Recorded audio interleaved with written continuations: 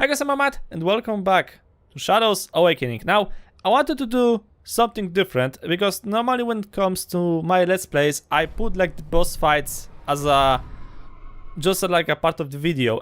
This time I decided that I want to put the boss fight as a separate video. So this is gonna be like part of the previous Shadows Awakening video as well, like a whole, just like a two-parter. It's just gonna be aware of that thing. Also for the people who just want to see the fight itself. Just so you know, I'm recording this thing before the actual release date, so hopefully nothing will change regarding the boss fight. And also this is recorded on the highest difficulty. If you don't believe me, you have to go watch the first video of my Let's Play of Shadows Awakening. Now, as you can see, this is my party. So Devourer, of course. The first character that I picked was Kalik. And then you have the Urshak. You get him like in the first town, in the Haunted Hostel, I believe. This is like a simple quest. The guy is very simple to get. Now, I think that you can actually beat this boss. We are talking about the Spider Queen boss. I think you can beat her without him. However, since this is like the hardest difficulty, I kind of like recommend to have him just as a spare life, just in case. So you can basically change to him quickly and save your main two characters. Because if you're gonna use Kalik, then I don't think you can actually beat the spider boss as Urshak. And if you're gonna use the Devourer, then basically that's game over for you. You have to restart from the beginning. Now, you need to do some preparations, okay? I don't know is this actually a good idea, but I picked the Free of Food as Urshak because basically I use him to run away from the boss, to get my distance from him. Kalik has the Material Training, so increases his damage dealt by 5%, and Devourer at the moment has increased his generation by 2, because the idea behind this thing is if you're gonna lose him, that's game over, right? So if really things will go super south, then I'll just run around and make a few victory runs and hopefully regain my health back by this passive talent that just regenerates you very slowly. Now, before the fight starts, I kinda like recommend that you're gonna save more or less in this zone. I don't know, the developers will change where the fight actually starts, okay? But the idea is that if you're gonna get to this point, then this is the point when you're gonna start fighting with the boss. There is gonna be a few smaller eggs around, and you really would like to get them probably get rid of. Urshak is like the best guy because he has like the range attack. The thing is that the boss has, in my opinion, 3 phases, okay? For the first phase is just him and the eggs. The thing is that if you're gonna walk on the eggs or use your abilities and by mistake damage the eggs will spawn a little spider. The little spider is not that big of a threat, however, he may try to block you, and well, the blocking on itself is not an issue, but if the small spider is gonna block you and then the Spider Queen is gonna hit you, then trust me, you're gonna feel that thing. The thing is that you don't want to get hit, alright? Her attack pattern is super easy. She only has like I think 3 attacks that like actually like matters. The biggest problem for her are the poison clouds. This is your biggest threat. If you're gonna see her attacking you with the poison cloud, you wanna run, alright? You wanna run as far as possible and as far as possible. You can stun her, by the way, so that's also like an option for you. If you prefer not to avoid the poison cloud, then try to at least maybe time your stunning during the fight. You can of course stun her using the Devourer, because this is like 100% possibility of stunning using the Frost Chain.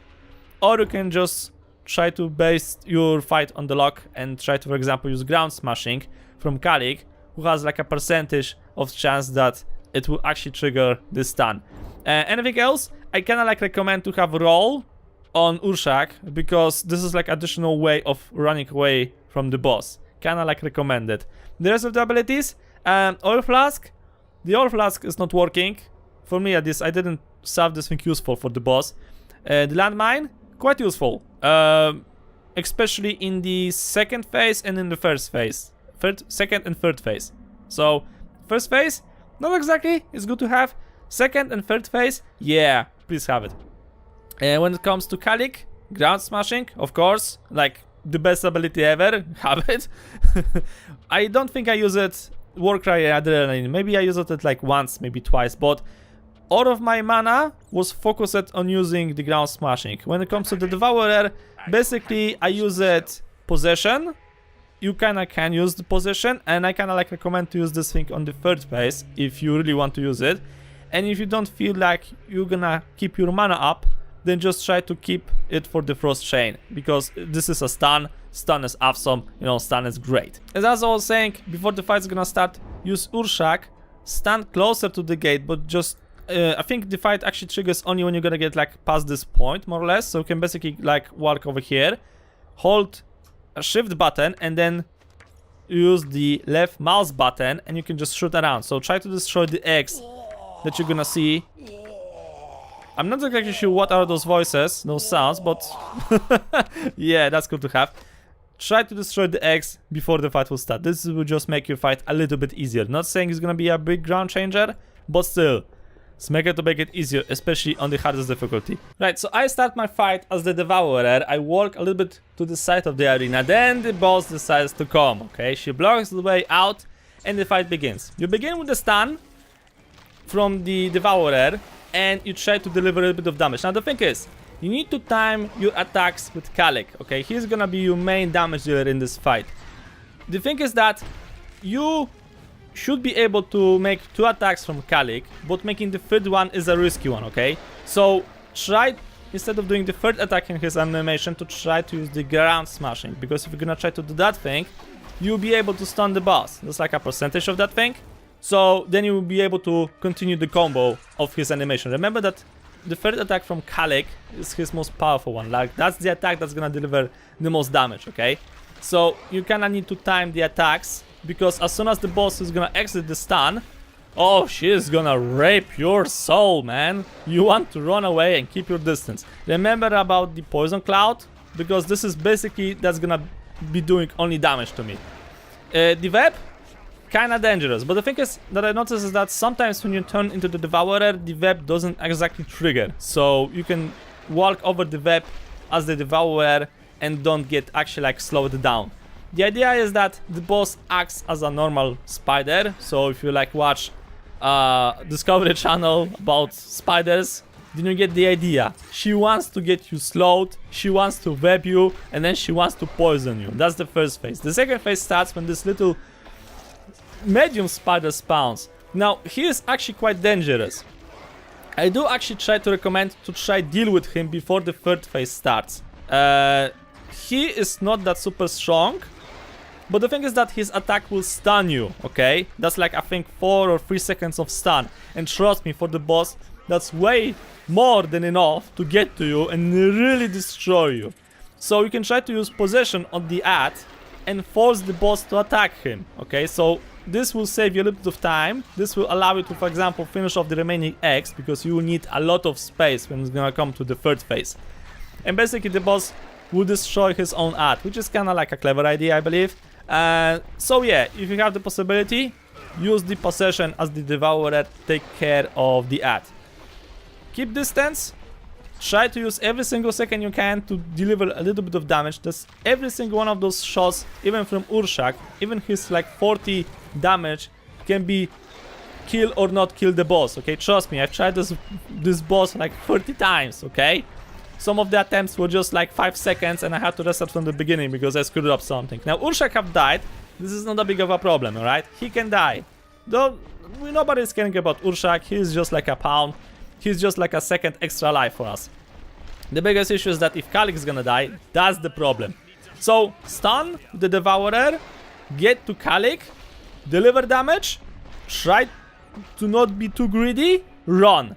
Keep running around, stun once again, get to Kalik, damage, stun, and then the third phase starts. And this is a little bit harder. Why?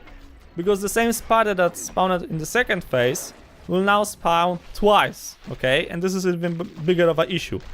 The idea is that you want to kite the boss so that his ads will be behind him. So you want to keep it like the boss between you and the ads. This is like the safest position, because the ads are too far away to stun you and you are clear to do damage to the boss, right? And like I think that the boss has kind of like this soft and rage timer thingy, that his poison clouds eventually gonna damage you. I don't know that the animation didn't spawn because of this is like a version before the release. It could be. But the damage, the poison cloud thingy from the boss was literally the only thing that actually damaged me. Like that was the only thing I had to actually hit out because I didn't save the animation. And I was just focused on the actual position of the boss instead of like remembering where the cloud was. So that's why I took damage, I think. You get to the point where you're gonna run out of mana. This is the hardest, most critical part, because the boss will be low, you're gonna get greedy, and you're gonna try to do something stupid. And if you're gonna try to do something stupid, one of the odds is gonna stun you, and the boss is gonna finish you, alright? So, don't be greedy, take your time, slowly, the boss will eventually fall down. There's no way this gigantic spider is gonna overcome a Devourer like you, right? So keep your distance, if really needed, try to heal, but don't be greedy, okay? Do not be greedy, trust me, 30 times guys, 2 hours of trying, maybe 2.5, not exactly sure, but you get the idea. Run around in circles, a lot.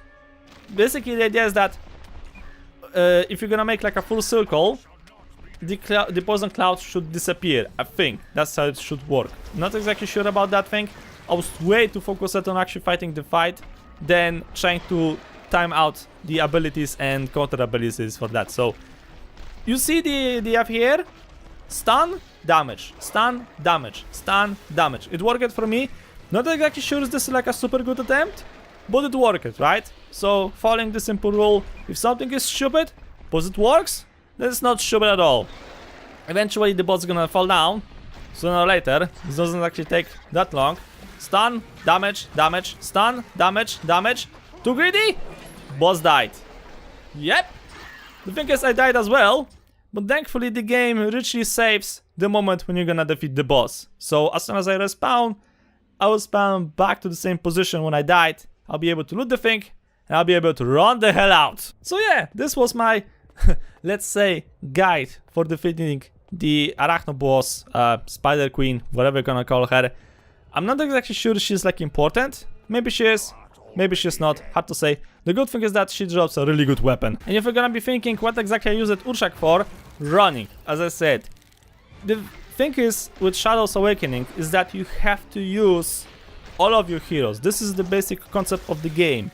Your heroes are kinda like your abilities, okay? So Urshak was designed to run. His sole purpose in this fight was to make me distance between me and the boss. So running, that's why I give him the running talent, and that's why I took the roll ability.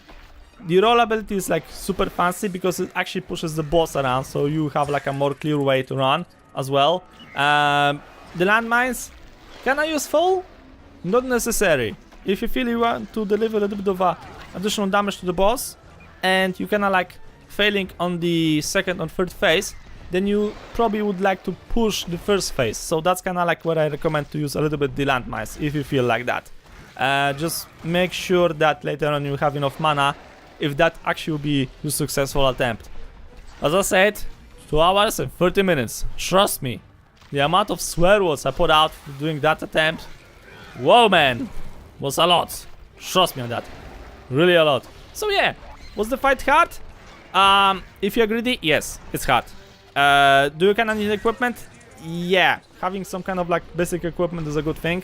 I kinda like put essences on the weapon, but it's hard for me to actually say was that a big of a difference. I think I put like one of the essence to heal me a little tiny bit, but honestly, I don't think that was very big of a difference. I just don't feel it at all. Sooner or later, as I said, the boss will fall down, just don't be greedy. That's like my biggest tip for this boss. And stun. Lots of stuns. Just saying. But anyway, I don't know if I'll be able to record any more fights on the hardest difficulty for Shadow's Awakening. Maybe I will, maybe I won't. I'm kinda like up for the challenge, but then again, I don't think I want to lose less of my hairs on failed attempts, you know, 2 hours and 30 minutes. That's kinda a lot, but still enjoying the shit of this game. Highly recommending it so far. If you want to try it yourself, on the day where I'm gonna be posting this thing, I think there should be the release date very soon. So link is in the description below. Feel free to follow it, get the game, and If you have found a different tactic for the boss on the hardest difficulty, feel free to let me know. For now though, I'm gonna leave it as is over here. So thank you guys so much for watching. Hope you enjoyed. If you liked the episode, please subscribe a lot. I'll see you all in the next video.